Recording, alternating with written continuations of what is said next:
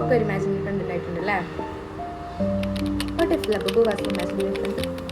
Yes, Labubu ഒരു imaginary friend ആയിരുന്നു. ആരുടെ? കാസിം ലങ്ങിൻ്റെ, ഇതിൻ്റെ ക്രിയേറ്ററിൻ്റെ.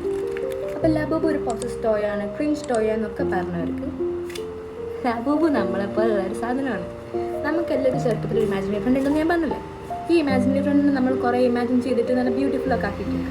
നമ്മുടെ ഇന്നർ ചൈൽഡ് എപ്പോഴും ഒരു വിയേർഡായിട്ടുള്ളൊരു കുട്ടിയാണ്, ലൈക്ക് പെർഫെക്റ്റ് ഒന്നുമല്ല. കാസിം ലങ് ഭയങ്കര ഒറ്റപ്പെടൽ അനുഭവിച്ച ഒരാളായിരുന്നു. അയാളുടെ ഉള്ള ഇമാജിനറി ഫ്രണ്ട് ഈ ലബൂബായിരുന്നു എന്നേ. ഈ ലബൂബുവിനെ ആൾക്ക് ഇത്രയും ഇഷ്ടമാവാൻ കാരണം എന്താണെന്നറിയോ? അയാൾ ഭയങ്കര വിയേർഡായിരുന്നു. ലൈക്ക് അയാൾക്ക് പെർഫെക്ഷനെക്കാട്ടും അയാളുടെ ഉള്ളിലുള്ള സത്യസന്ധത വെച്ചിട്ട് അയാൾ ക്രിയേറ്റ് ചെയ്തൊരു ഒരു ചെറിയ ചിത്രം, അതാണ് അയാളുടെ ഇമാജിനറി ഫ്രണ്ട്. അയാളുടെ കുട്ടിക്കാലം ബ്രോക്കൺ ആയതും അതെല്ലാം ഈ ചിത്രത്തിൽ കാണിച്ചിട്ടുണ്ട്. അതായത് നമ്മളുള്ളിലുള്ള ബ്യൂട്ടി അതൊരിക്കലും അടിപൊളിയായിട്ടുള്ള കാര്യത്തിന് മാത്രമല്ല, ഇങ്ങനത്തെ കുറച്ച് വിയേർഡായിട്ടുള്ള കാര്യത്തിലും അത് അടിപൊളിയാക്കാൻ പറ്റുമെന്ന് കാസിം കാണിച്ചു തന്നതാണ്. കാസിം ഇത് ജസ്റ്റ് ഫസ്റ്റ് വരച്ചിട്ടൊക്കെ ഉണ്ടായിരുന്നുള്ളൂ. പിന്നെ അയാൾ കഥ എഴുതി അത് അയാൾ പബ്ലിഷ് ചെയ്യാനും അതിനൊരു എന്താ പറയുക ഒരു ടൈപ്പ് ഉണ്ടാക്കും, പിന്നെ ടോയ്സ് ആയിട്ട് ഒരു കമ്പനി ഇറക്കുകയൊക്കെയാണ് ചെയ്തത്. ആക്ച്വലി ഇത് ഭയങ്കര ആസ്തറ്റിക്കാണ്, ഭയങ്കര ക്യൂട്ടാണ്, ഐ നോ.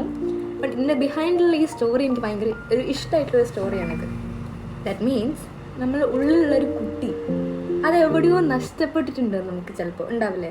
അതായത് നമ്മൾ ഉള്ളിലുള്ള ആൾ ഒരിക്കലും പെർഫെക്റ്റ് അല്ല, നമ്മളതിങ്ങനെ പെർഫെക്റ്റ് ആക്കാൻ വേണ്ടി നടന്ന് ഉള്ളതും കൂടെ പോയി. പക്ഷെ കാസിം ചെയ്തത് ഉള്ളതിനെ ബെറ്റർ ആക്കുകയാണ് ചെയ്തത്, കുറച്ചും കൂടി അടിപൊളിയാക്കി, ക്യൂട്ടാക്കി. ഇതിന് ഒരു ചേഞ്ചും വരുത്തിയിട്ടൊന്നുമില്ല. സി, ആ പല്ലൊക്കെ ഉണ്ട്. If you understand, you will understand.